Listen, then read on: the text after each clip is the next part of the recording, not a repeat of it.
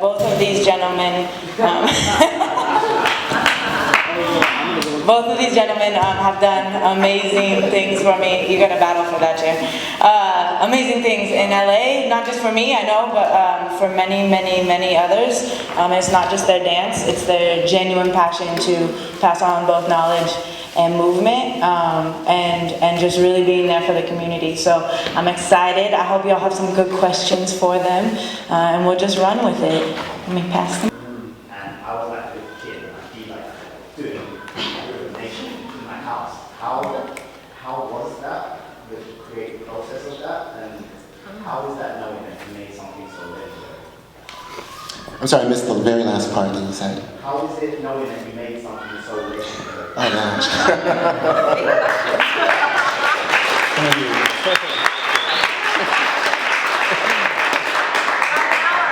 Well, exactly what you said. You know, the creative process for Rhythm Nation, that whole entire project was really surreal. I mean, when I look back at it, it happened in such a fast and furious and powerful way. The opportunity to be a part of the very, very, very beginnings of that took me to the studio when Janet was recording the record before they were really, really certain that it was going to be called Rhythm Nation. And the night that I arrived, I went to the studio to hear the track, Rhythm Nation. Before it was, I guess maybe it was like 75% finished or so. And as soon as I heard that sound, I mean, the way the intro comes in and when that beat dropped and then the urgency of Janet singing it, I literally felt the energy just shoot in through me and up and out. And so it was, you know, again, a very powerful moment because I sat back there and I thought to myself, am I going to be involved with this? Because I really didn't know. We had been friends before, so I just thought I was going to hang out for a while in cold Minnesota. But the music just really spoke to me. I can't tell you if it was just one particular thing. Everything suddenly became dance. Every movement, every fall, every accident, everything became rhythm to me, and I just brought it into a thought process and just really tried to listen to hear what the music was saying and tried to feel what that was all about. So the creativity of it, the choreography just came so fast. Like I said, it was really fast, furious, and powerful. So it was very effortless. It was really a God delivery, you know. So it just shot down, and it was really easy. To think about it now, I mean, Rhythm Nation this particular year celebrates its 25-year anniversary.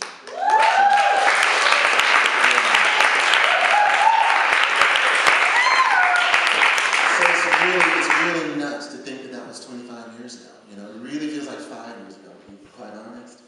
And when we were doing it, we knew we had something special. I can't say we knew that it was going to impact the world and continue. It's still bearing fruit. You know, dancers and choreographers that I've seen in the past year and currently still. They still are thankful, you know, just as yourself have been touched and impacted by it. So it's humbling. It's an amazing feeling.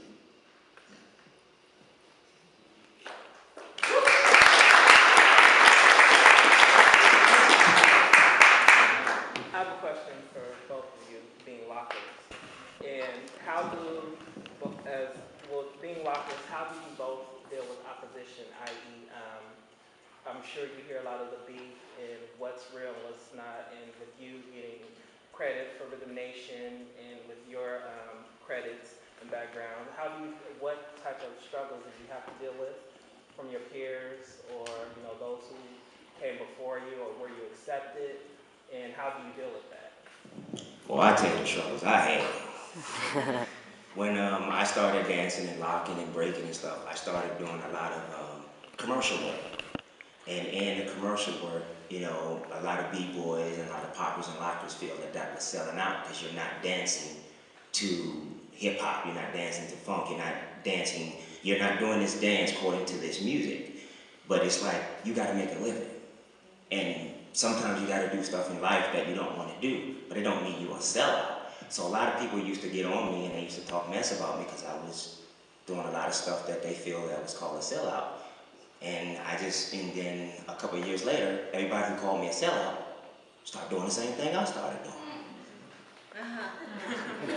So it was like, I just think sometimes people get ignorant, like they really don't understand about that's not selling out, doing something, this is a job. Actors do stuff that they normally don't do, like they gotta play a bad, they gotta play a bad guy, but actually they really a good guy. It's just acting. To me, selling out is something like where you used to be cool with people and then all of a sudden you get just a name and then you act like you can't talk to people no more. Then you act like you don't even know who they are. That's a sellout. A sellout is somebody where you used to come to jams and you used to dance all night and now they ask you to dance and you say, I need 50 grand. What? So my biggest struggles was that coming up.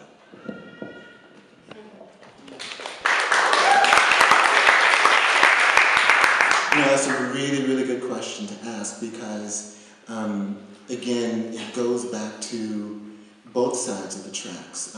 Coming up as a street dancer, I learned dancing by watching the Lockers on Soul Train when I was 8 years old. That's what got me started, that's what fired me up, that's what keeps me going. And if you look at any of my work, you'll always find a trace of street dancing, whether it's popping and or locking, or a combination of the flow, or street dancing, or club dances. They don't get down in the clubs anymore, do they? They don't have the clubs open for us to get down no more. That's crazy. And I want to speak on that too. Yes. So what happened during that particular time in the 80s, you saw flashes of, in music videos, you saw flashes of popping here. Michael used it in Thriller. Janet used it in Nasty, and when I think of you, we locked. But no one at that particular time was using an infusion of street dancing elements. There was street dancing on one side, and there was technical jazz on the other side. It was just a big chasm, and there was no bridge. There was nothing. And I remember going to auditions, and there would be, at Debbie's or wherever, Moral Landis back in the day, jazz dancers would look at us, in very condescending ways and tones, and we'd go in and kill the audition, and then months down the line, they're asking, hey, how do you do that backslide thing? How do you do that? Well, that was simply because they were seeing that we were getting the work, street dancers were getting the work. But again, it wasn't until the Rhythm Nation project that Janet just allowed me to just do what you do. And again, I'm a lover of dance, so whatever it was that inspired me or impacted me or moved me or motivated me, that's what it became. So once I kind of stirred everything up and I made it a particular, do this, popping here, locking over there, street jazz goes over there, I just did it all and infused it all. So that became the bridge to really what's going on in terms of dance and hip hop or choreo today. After that project opened the way and paved the way and opened the door, and this isn't me boasting on me, this is the truth. If you go back and you search some of those videos prior to '89, you're going to see that it was highly motivated by jazz dancing, highly. You can look at the Lionel Richie videos, you can look at, several others that don't really come to mind at the moment, but that's what it was. But now that, street dancing is here to stay and choreo is here to stay, I don't think people can talk too much trash about it anymore. In my opinion.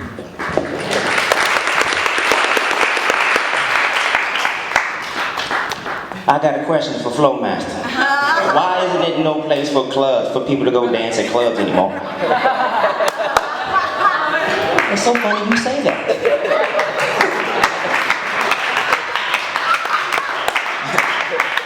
The reason why there's no place for us to dance anymore, and this is the real, everybody wants to get in for free. Everybody wants to get in free. Everybody wants to get in before 10. You get in free before 10. Everybody wants to get there before 10. How are you going to keep taking from this dance that everybody so-called y'all say y'all love, but yet y'all don't want to give back? $5 is not a lot. I hear people say you got to pay $5 to get in the club. I'm not going tonight. What do you mean you're not going tonight? It's only $5. You know how much money you made from dancing? And you can't spend $5, even 10 or 15. It's giving back. Blaze carries heart because he's trying to find a club for us to dance and keep dancing, because that's where you learn how to dance. You don't really learn how to dance from the studio. Dancing is done in a club. That's where you learn the feeling. That's where you learn the movement. It's in a club. And the reason why they don't have it because people are always trying to get in before 10. So if you want to keep the clubs going and have a place for clubs for us to dance, we got to start giving back, y'all, and stop taking so much.